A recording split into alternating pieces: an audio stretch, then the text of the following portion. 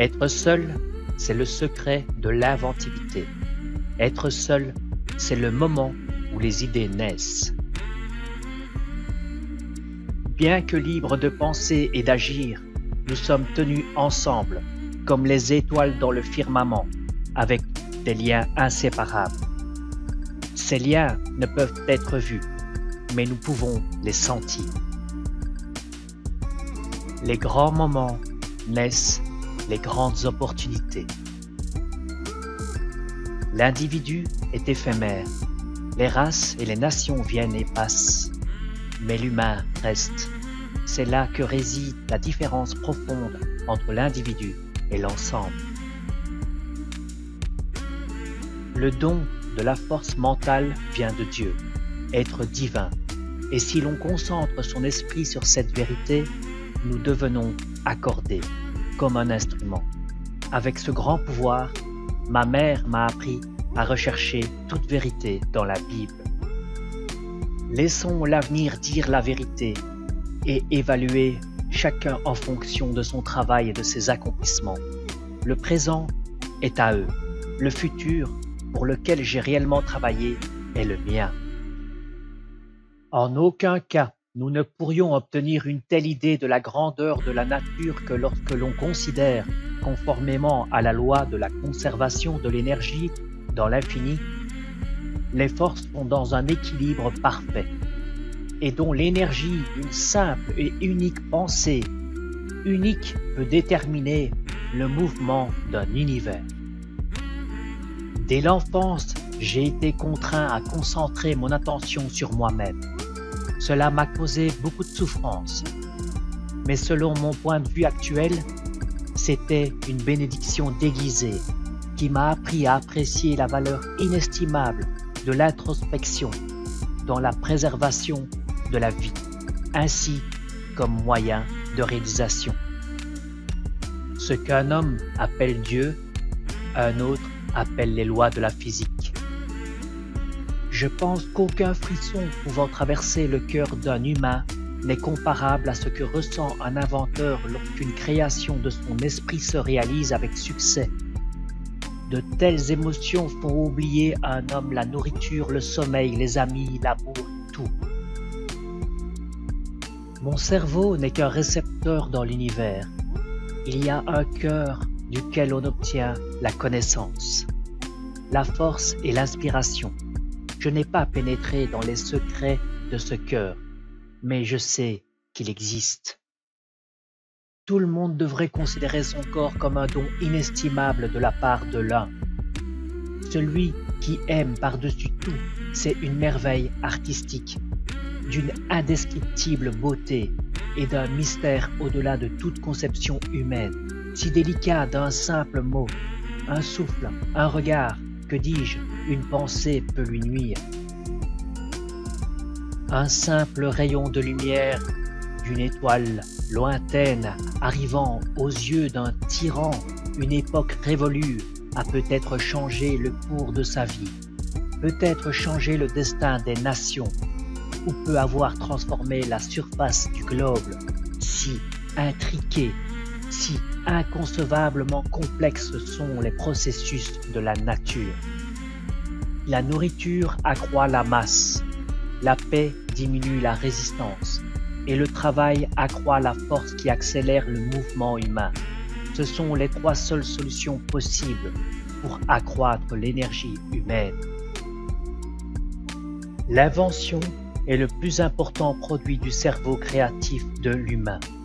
L'objectif ultime est la maîtrise complète de l'esprit sur le monde matériel, l'utilisation de la nature humaine pour les besoins humains.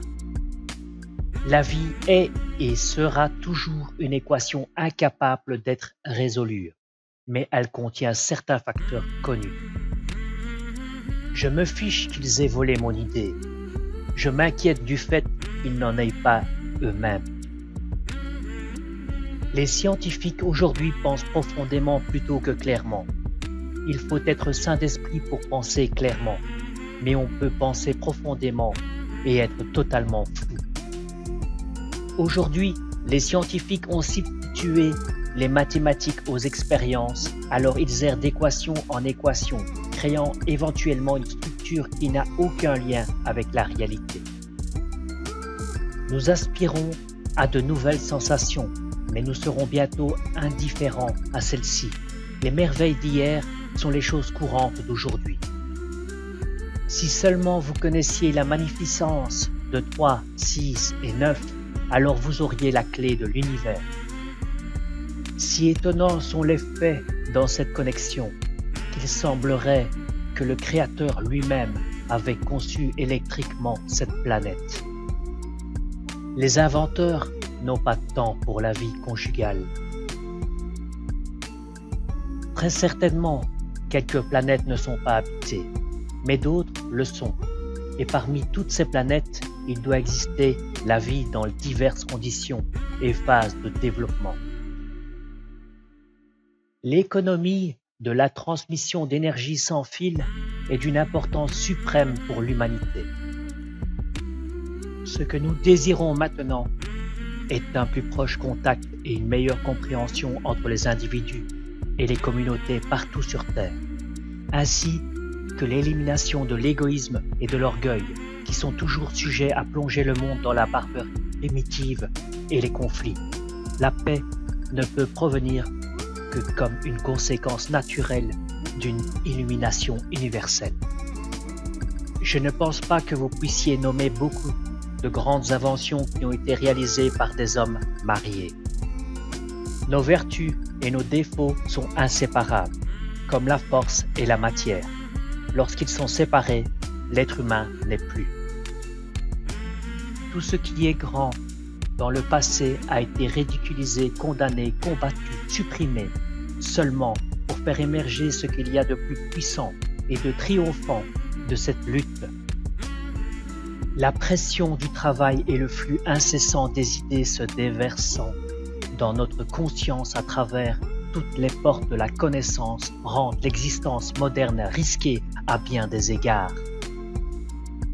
Le jour où la science commencera à étudier les phénomènes non physiques, elle fera plus de progrès en une décennie que dans tout le siècle précédent de son existence. De toutes les choses, celles que je préfère sont les livres.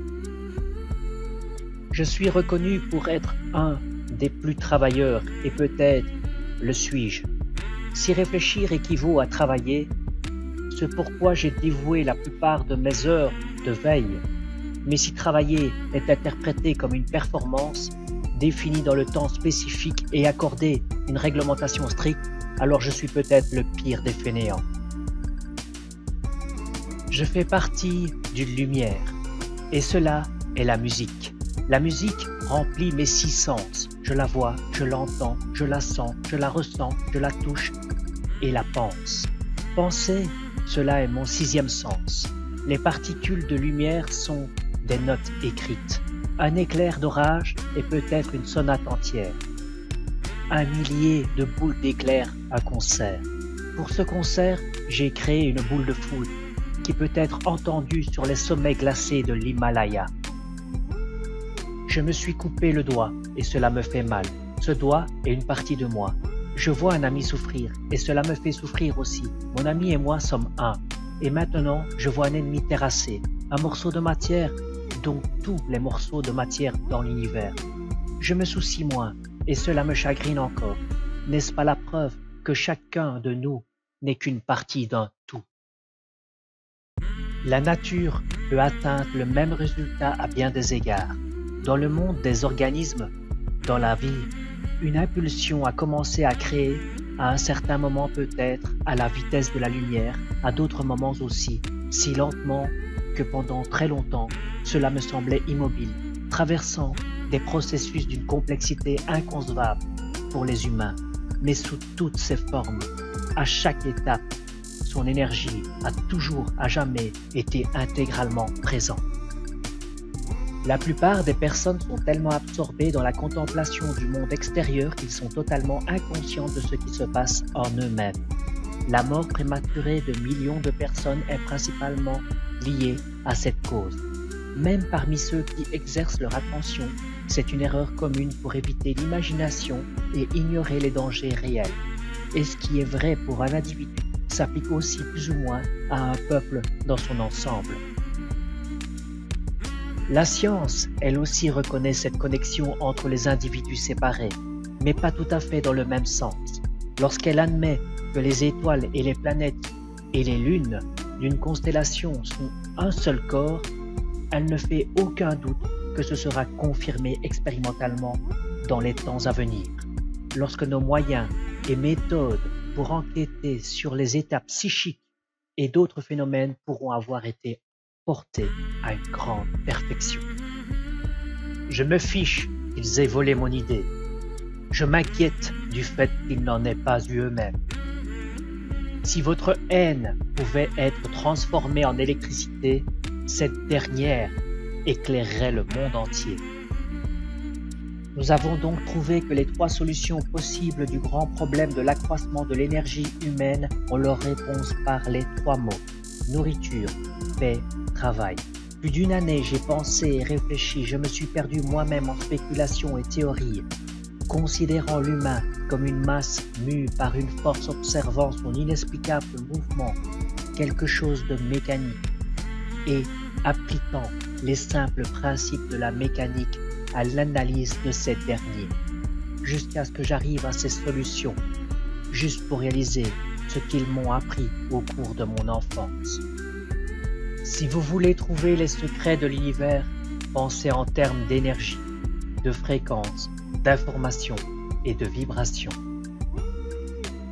Pendant des siècles, cette idée a été proclamée dans les plus répandus des enseignements de sagesse des religions, sans doute pas seulement comme un moyen d'assurer la paix et l'harmonie entre les hommes, mais comme une vérité profondément fondée.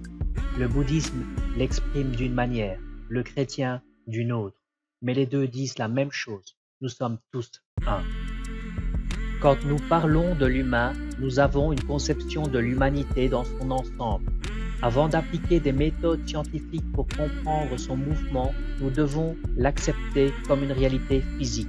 Mais quelqu'un peut-il douter aujourd'hui du fait que tous les millions d'individus et tous les innombrables types et caractères constituent une unité? L'homme de science ne vise pas un résultat immédiat. Il ne s'attend pas à ce que les idées qu'il avance soient facilement acceptées. Son travail est comme celui d'un cultivateur pour l'avenir. Son devoir est de jeter les bases pour ceux qui sont à venir et de montrer la voie. Il vit, travaille et espère.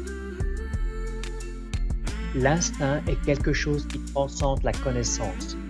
Nous avons sans aucun doute certaines fibres plus fines qui nous permettent de percevoir les vérités quand la déduction logique et tout autre effort volontaire du cerveau est futile. Les combats entre les individus aussi bien qu'entre les gouvernements et les nations sont l'invariable résultat de l'incompréhension dans l'interprétation la plus large de ces termes. Les malentendus sont toujours causés par l'incapacité à apprécier le point de vue d'autrui, et cela est dû à l'ignorance de ceux qui sont concernés, pas seulement dans leur champ propre, mais dans leur domaine commun. Le danger d'un choc est aggravé par le sens plus ou moins prédominant de la combativité, représenté par chaque être humain. Pour résister à cette tendance inhérente à la lutte, la meilleure manière est de dissiper l'ignorance des actes des autres par la propagation systématique de la connaissance générale. Avec cet objectif en vue, le plus important est de faciliter l'échange des pensées et des relations.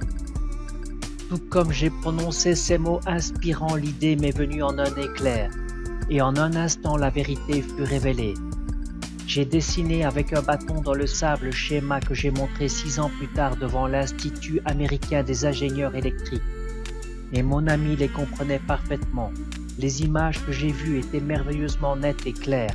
Elles avaient la solidité du métal et de la roche, tellement que je lui ai dit « Vois mon moteur ici, observe-moi l'inverser. » Je ne peux décrire mes émotions. Pygmalion, voyant sa statue prendre vie, n'aurait pu être plus profondément ému. 1 millier de secrets de la nature sur lesquels j'ai pu accidentellement tomber.